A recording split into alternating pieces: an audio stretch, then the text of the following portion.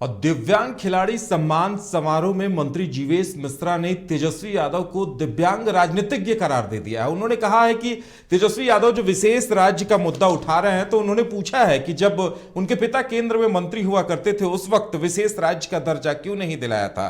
और उन्होंने पूछा कि तेजस्वी यादव इस पर जवाब दें कि जब उनके पिता केंद्रीय मंत्री थे उस वक्त विशेष राज्य का दर्जा क्यों नहीं दिया गया। वहीं तेज प्रताप यादव के सरकार गिराने के दावे पर उन्होंने कहा कि सूबे का सबसे बड़ा पलटूराम तेज प्रताप यादव है, जो सुबह कुछ बोलता है और शाम को पलट जाता है। साथ ही जगदानंद सिंह के ऊपर भी तंज कसते हुए उन्होंने कहा कि वो भी अब खुद बोलकर पलट जाते हैं, इसलिए उनकी बातों को नोटिस नहीं किया जाता। क्या कुछ कहा है उन्होंने, सुनाते हैं हम आपको।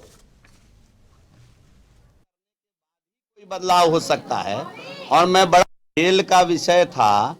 और दिव्यांग जन का विषय था, तो मुझे पूरा यकीन था कि आपके पास भी कुछ इन्फॉर्मेशन है, हम लोग कैसे इनको बेहतर करें। मुझे पूरा यकीन था कि आज आप भी उसी दिशा में रहेंगे, लेकिन आप यहाँ खेल और दिव्यांग खिलाड़ी के बीच से एक दिव्यांग पॉलिटिशियन के पास पहुँच गए, तो मैं उस पर कुछ ज़्यादा नहीं कह सकता हूँ कुछ।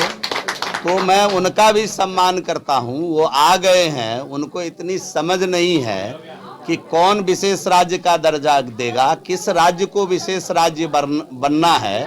इसके डॉक्यूमेंट्स बने हुए हैं और उसमें आमूल चूल परिवर्तन करने के बाद ही कोई बदलाव हो सकता है।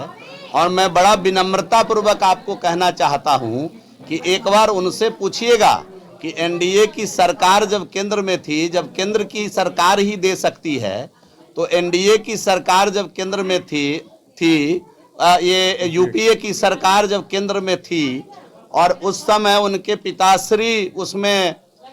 रेल मंत्री संभाल रहे थे